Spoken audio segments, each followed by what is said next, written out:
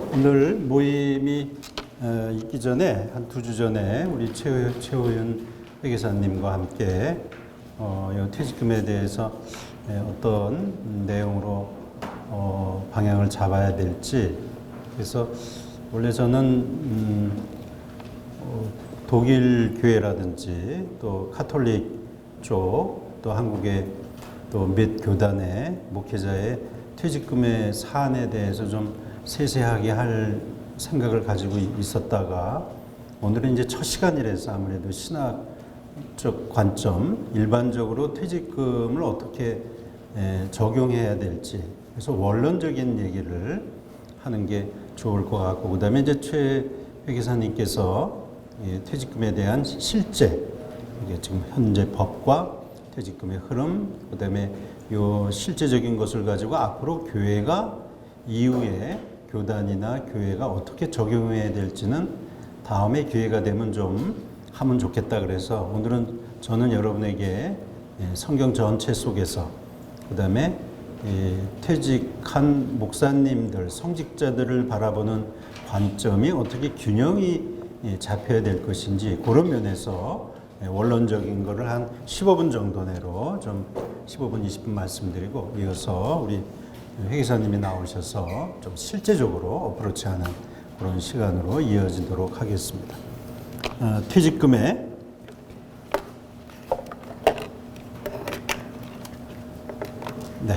퇴직금의 신학적 의미 3쪽에 있는데요.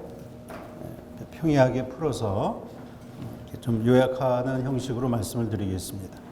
한국 교계의 목회자의 퇴직금 사항과 연관하여 쟁점들이 많이 있죠. 그런데 긍정적인 영향보다는 오히려 부정적인 이미지를 주고 있는 것이 사실입니다. 퇴직은 말 그대로 자신이 몸담고 있던 직장에서 물러나는 것을 말하죠. 그럼 퇴직금이라고 하는 것은 자신이 속하여 있던 직장에서 생업, 아니면 자기가 직무를 수행했던 그 현장에서 주는 금전, 급부, 이런 것을 통칭하는 말이 퇴직금이 되겠습니다. 그렇다고 한다면 성직자의 퇴직금은 따라서 자신이 성직의 직무를 감당하였던 교회 또는 교회로 연합되어 있는 교단에서 주는 급여라고 정의할 수 있을 것입니다. 현재 한국교회에서 이슈가 되고 있는 성직자 퇴직금의 사안은 지금 제가 바로 말씀드린 퇴직이나 퇴직금에 대한 원론보다는 사실 퇴직금과 연관된 성격, 그렇죠? 이것은 이제 법적인 성격, 또 사회 도덕적인 문제, 또 성직을 감당하였던 목사님의 이 퇴직금에 대한 자세, 이런 여러 가지가 복합적으로 이슈가 되고 있는 것이 사실입니다. 그래서 오히려 지금 이슈는 이런 원론적인 퇴직금에 대해서 모르는 것이 아니라 퇴직금의 성격과 또 사실은 도대체 퇴직금의 적정 규모가 얼마나 되는지, 가끔 신문지상에 보면은 상상할 수 없는 많은 금액 때문에 사회적인 이슈가 되기도 하고, 또 어떤 경우에는 진짜 그 최저 생계비도 못 미치는 성직자들과 그 자녀들의 문제가 또 이슈가 되기도 하고, 그래서 도대체 어느 정도의 규모로 퇴직금을 적정하게 설정하는 것이 맞는 건지, 이런 이제 복합적인 이슈들이 있는 것이 사실입니다.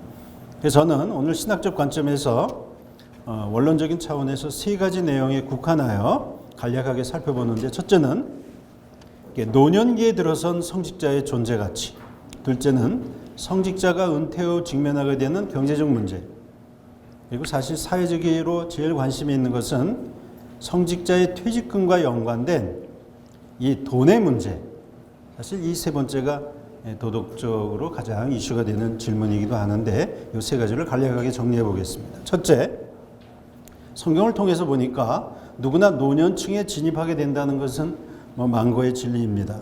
이 부분에 있어서 성직자도 예외가 될 수는 없습니다. 성경에 나타나는 노인의 특성은 크게 3가지 정도로 정리가 될 수 있다고 봅니다. 하나, 성경에서 노인은 마땅히 공경받아야 할 존재로 묘사됩니다. 노인의 얼굴을 공경하며 내 하나님을 경외하라. 또 백발은 영화의 면류가 아니라 공의로운 길에서 얻으리라. 그래서 노인이 공경을 받는 이유는 노년은 인생의 지혜를 소유한 존경받아야 할 어른이기 때문입니다. 그래서 구약에서 노인들은 국정을 자문하고 왕에게 충고를 하는 분들로 묘사되기도 하고 또 마땅히 자녀들이 공경해야지만 하나님으로부터 복을 받는다라고 하는 그런 그 지혜서의 말씀도 있는 것 여러분이 잘 아실 것입니다. 그래서 지금 제가 말씀드리는 것은 성직자에 대한 개념보다는 성직자를 포함한 노년, 누구든지 마땅히 공경받아야 될 사회적인 존재 가치이다. 이것도 성경이 지지하는 내용입니다. 두 번째, 그럼 노인에 들어선 분들이 해야 할 일이 있는데 성경에 보면 노년에도 노동의 가치를 인정해 주어야 한다고 기록되어 있습니다. 그래서 노인은 하나님의 복을 받으며 청년의 시기와 견주어서 부족함이 없는 가치 있는 존재로 묘사되기도 합니다. 그는 늙어도 여전히 결실하며 진액이 풍족하고 빛이 청청하다. 노년에 하여야 할 일은 하나님의 뜻을 후대에 전하는 사명과 연관이 됩니다. 그래서 하나님이여 내가 늙어 백발이 될 때에도 나를 버리지 마시며 내가 주의 힘을 후대에 전하고 주의 능력을 장래의 모든 사람에게 전하기까지 나를 버리지 마소서. 그리고 하나님은 노인을 버리지 아니하십니다. 너희가 노년에 이르기까지 내가 그리하겠고 백발이 되기까지 내가 너희를 품을 것이라. 내가 지었은즉 내가 업을 것이요 내가 품고 구하여 내리라. 그래서 성경에는 노년이 된다고 이제 직무를 다 마쳤다고 더 이상 할 일이 없는 것이 아니라 노년의 시기에도 여전히 노동의 의무가 있고 그 노동의 의미 중에 대표적인 것은 하나님의 뜻을 끝까지 후대에 전하는 이런 내용이 성경에 기록되어 있습니다. 세 번째, 그렇다고 한다면 교회 공동체의 모든 성원은 노인을 포함하여 하나님 안에서 한 지체입니다. 공동체는 힘이 없는 노인이라도 돌보아 주어야 합니다. 그래서 시편 71편 9절에 보면 늙을 때에 나를 버리지 마시며 내 힘이 쇠약할 때에 나를 떠나지 마소서 라고 하는 간구가 있습니다. 노인을 포함한 공동체는 하나님 앞에서 동등하게 축복을 받게 됩니다. 거기는 날수가 많지 못하여 죽는 어린이와 수완이 차지 못한 노인이 다시는 없을 것이라. 곧 100세에 죽는 자를 젊은이라 하겠고 100세가 못되어 죽는 자는 저주받은 자이리라. 이사야가 본 환상입니다. 그때 처녀는 춤추며 즐거워하겠고 청년과 노인은 함께 즐거워하리니 내가 그들의 슬픔을 돌려서 즐겁게 하며 그들을 위로하여 그들의 근심으로부터 기쁨을 얻게 할 것이라. 그래서 성경 전체를 보면 노년의 그 노년기에 들어간 노인들과 청년기를 구분하지 않습니다. 물론 노년으로서의 그 한계가 있는 것은 사실입니다. 그러나 노인기에 들어간 그런 분들이라 할지라도 어린이나 청년이나 또 심지어는 노인들이 각각 하나님 앞에서 교회 공동체 안에서 해야 할 일이 있다라고 하는 그런 아주 공동체의 청사진이 성경에 보면은 비전으로 환상으로 드러나 있습니다. 간략하면 노인은 하나님의 공동체 안에서 가치 있는 존재이며 하나님의 축복의 대상이고 그리고 공동체의 모든 지체들과 동등하게 하나님 나라에 대한 소망을 품는 분입니다. 이와 같은 맥락에서 일반 교우분들뿐만이 아니라 퇴직한 성직자의 경우도 위에 하나님의 말씀에 속한 사람이라고 할 수 있습니다. 아쉬운 것은 이 성직자의 퇴직금의 경우 성직의 직무가 끝났다. 이제 직무가 끝났기 때문에 그동안 한 직무에 준하는 보상을 어떻게 받아야 되느냐 이제 이런 식의 이미지가 바깥에 비춰지는데 성경을 가만히 보면 그런 내용 없습니다. 끝까지 노년이 되어도 하나님이 맡겨주신 그 일을 어떻게 끝까지 감당해야 될 것이냐. 그러면서 공동체가 우선이고 하나님의 비전이 우선이고 환상이 우선이고 그것은 어린이나 청년이나 노인들이나 여전히 하나님 앞에서 감당해야 될 직무가 있다. 그러니까 성직으로서의 직무는 끝나지만 이어서 자기가 목회자로서 목사가 끝났다라는 것으로 그 모든 존재 가치가 이루어지는 것이 아니라 여전히 하나님 안에서 하나님의 나라에 들어갈 때까지 동등한 그 비전 공동체의 일원이라는 것을 알 수 있습니다. 두 번째, 성직자도 노년층에 들어서면 인권의 차원에서 경제적 안정이 필요한 것이 사실입니다. 아까도 말씀드렸듯이 노인은 공동체의 유산으로서 미래를 위한 정신적 기반이 되기도 합니다. 그러나 노년층이 되면 주류 사회에서 소외가 되기 때문에 지속적인 관심과 거주의 안정, 경제적인 돌봄, 그리고 의료 지원이 따라야 합니다. 이는 보편적인 인권에 부응할 뿐 아니라 마땅히 공동체가 책임져야 할 몫이기도 합니다. 그런 의미에서 하나, 노년의 성직자에게도 보편적 인권이 적용되어야 합니다. 노년에 대한 지지는 성직자에게 마찬가지 있는데 그런 의미에서 교회도 교회의 직무를 담당하였던 퇴직한 성직자에 대한 정책이 필요합니다. 일반적으로 국가는 노인에 대한 고용과 교육 그리고 복지정책 등에 대하여 책임을 져야 한다는 입장이지만 우리가 경험하듯이 자본주의 사회에서 그런 이상적인 정치를 요원한 것이 현실입니다. 그럼에도 불구하고 인간 공동체의 자산으로서 노인에 대한 존경과 배려를 선도하기 위하여 저는 이 퇴직금의 문제가 퇴직금의 규모하고 연관된 그런 쟁점을 넘어서서 교회가 앞장서는 노년 정책, 국가가 하지 못한다면 우리는 성직자들에 대해서 이러한 도덕적이고 공동체, 그거는 성직을 감당했던 목사님들뿐만이 아니라 이 사회의 노인에 대한 배려와 정책이 어떻게 이루어져야 되는지를 제시할 수 있는, 근데 아시다시피 그런 방향이 아니라 오히려 교회에서 어떤 성직자의 퇴직금의 문제가 나오면 오히려 사회에서 질타하는, 완전히 거꾸로 된 거죠. 오히려 바람직한 교회의 모습을 통해서 사회가 오히려 배워야 되는데, 그래서 저는 너무 원론적이고 이상적인 것 같지만은 교회가 앞장서는 것은 퇴직한 성직자에게만 해당되는 것이 아니라 인류사회 전체를, 노인들을 위한 소명과 연관되는 그런 식으로 정책이 입안되고 그걸 사회에다가 기여하고 또 퇴직을 앞둔 성직자분들이나 교회 공동체가 어떤 진짜 사회를 정화하는 그런 식의 운동으로 발전돼야 된다고 봅니다. 둘, 교회는 퇴직한 성직자분들이 그 직무의 가치를 인정받고 동시에 사회에 기여할 수 있는 가능성에 대하여 진지하게 고려하여야 합니다. 물론 쟁점은 교회는 이제 퇴직한 성직자분들에게 이게 재화를 감당해야 되기 때문에 굉장히 부담스러운 부분. 그래서 이 퇴직금의 이 크기의 문제가 이슈가 되는데, 실제 교회가 해야 할 일은 퇴직한 목사님들이, 성직자분들이 그 직무의 가치가 어떻게 지속적으로 인정받고 그분들의 그 가치가 어떻게 사회에 기여할 수 있는지, 진짜 이런 것은 교회가 그 어느 누가 할 수 없는 부분인데, 그런 의미에서 이런 우리 귀한 세미나 또 운동을 통해서 그런 것도 대사회에 우리가 선언하고 또 기여할 수 있는, 그러기 위해서는 경제적 안정은 필수적입니다.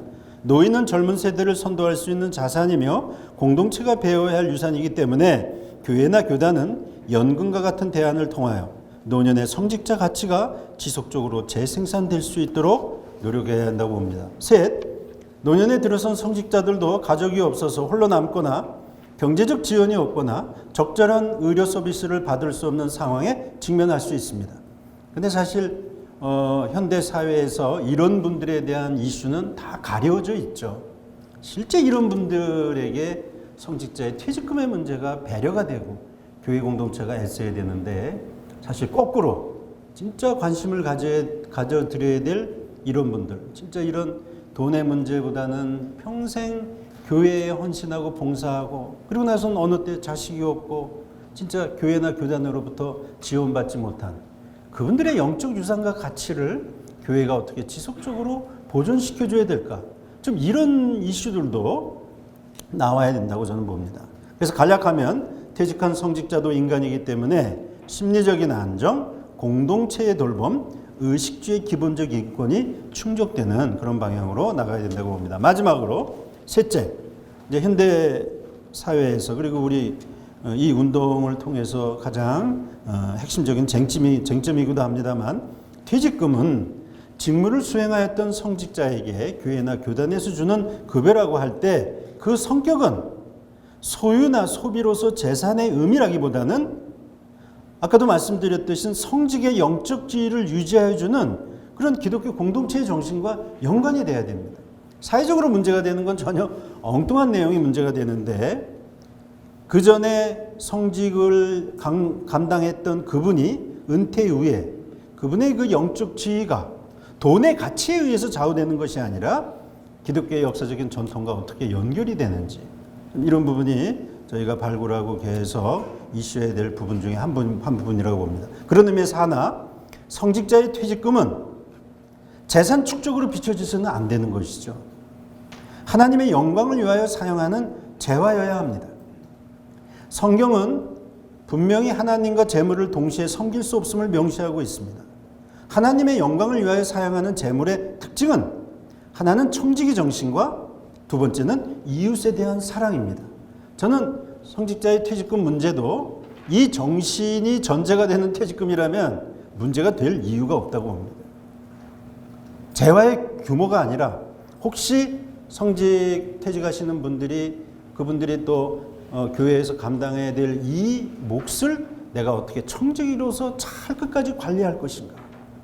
또 동시에 이걸 통해서 나뿐만이 아니라 나와 같지 못한 또 다른 목사님들, 또 다른 교회 공동체에 내가 어떻게 이것이 사랑의 징표가 될 수 있을까. 이 정신이 만나지 못하는 것은 사회에 오히려 누가 되고 교회에 누가 되는. 그래서 퇴직금의 재산의 축적으로 비춰져서는 안 되고 나눔이라는 교회 전통의 정신과 연관이 되어야 봅니다. 두 번째, 자본주의 사회에서 사적 소유를 제한할 수는 없습니다. 그러나 퇴직금과 연관하여 성직자와 교회의 권리가 동시에 보호를 받을 수 있다고 한다면 성직자의 퇴직금 소유는 하나님께 있기 때문에 그 퇴직금도 하나님 겁니다.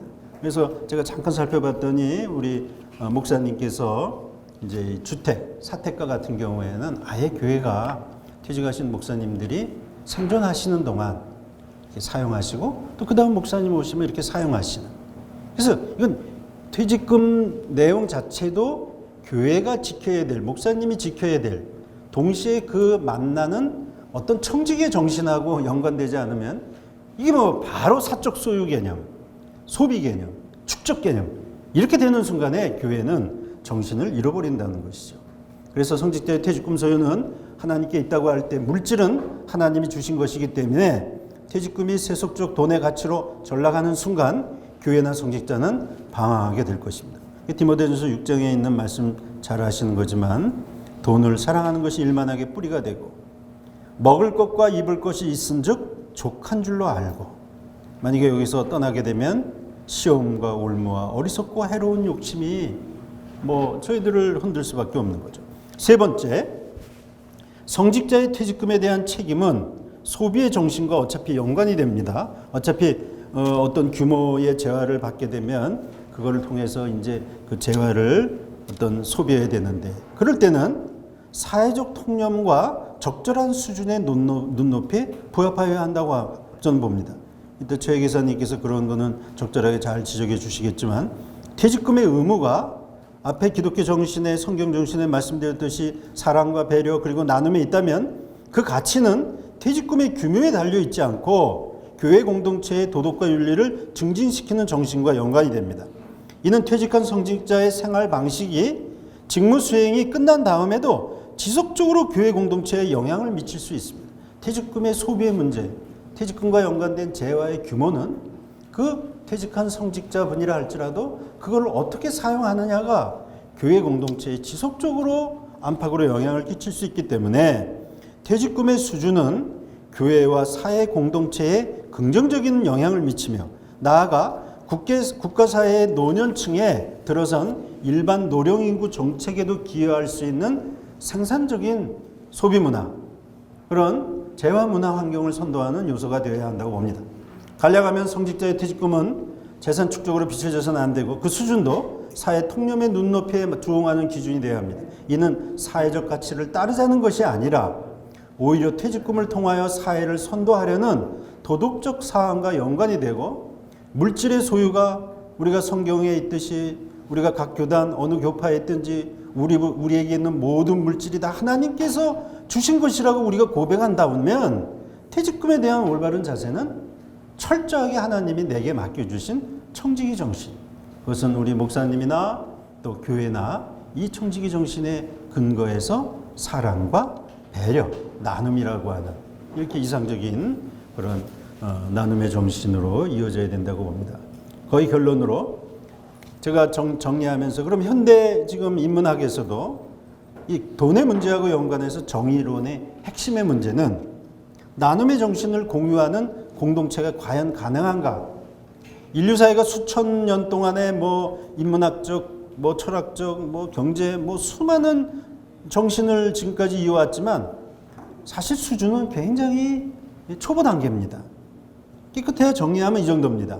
전통적으로 정의의 합리적인 정의는 최대 다수의 최대 행복, 공리주의와 소수의 인권을 존중하는 자유주의가 인류 사회를 이끌어온 기본적인 원리였습니다. 근데 다수 편을 들기도 뭐하고 소수 편을 들기도 뭐해서 칸트와 같은 사람은 다수나 소수나 따지지 말고 똑같이 의무를 주자. 이 의무론이 등장했거든요. 그래서 정원 명법을 통해서 똑같이 의무를 주면은 불평할 사람이 없을 거 아니냐. 하버드 대학에 있는 존 롤즈와 같은 사람은 아니 의무를 똑같이 주는데 출발점이 다른데 어떻게 의무가 똑같을 수 있느냐. 어떤 사람은 어마어마한 재화를 가지고 있고 어떤 사람은 태어난 것 자체가 흙수저인데 그래서 이것이 현대 민주사회에서 소위 자본주의는 이거를 조세 정책으로 많이 가진 자들을 좀 나눠서 가난한 자들 또 그런 소외된 지역에 이제 분배 정의가 이루어지도록 하죠. 근데 여기까지 아주 이상적으로 온 것 같은데 여전히 해결하지 못하는 높은 산이 있습니다. 그것은 나눠줄 때 서로 기쁘냔 말이죠. 공동체 정신이 있느냔 말이죠. 저는 사실 이 원고를 준비하면서 한쪽으로 굉장히 제 스스로가 우리 기독교 안에 이런 진짜 청지기와 나눔이라고 하는 공동체 정신의 유산을 한국 기독교 교회가 지금 소유하고 있는가? 성직자의 퇴직금을 논의할 수 있는 그런 기독교 공동체 정신, 나눔과 배려, 그러한 소명의 영적 유산이 과연 존재하는가? 저 자신도 큰 질문이 아닐 수 없습니다. 지금까지 저는 성직자의 퇴직금 사항과 연관하여 크게 세 가지 내용을 신학적 원론의 차원에서 살펴보았습니다. 성경에서의 노인에 대한 관점, 노령에 들어설 때 직면하는 인권으로서의 실존적 의미, 그리고 재화로서의 퇴직금과 연관된 교회와 사회 도덕 문화적 수준입니다. 성직자와 역할 연관된 급여로서의 퇴직금이 이런 성경의 전통과 존재의 가치 그리고 공동체 정신을 함양하는 요소가 되기를 기대하고 또 이렇게 귀한 세미나를 통해서 한국 사회와 교회를 선도하는 그런 귀한 운동이 되기를 간절히 바랍니다. 감사합니다.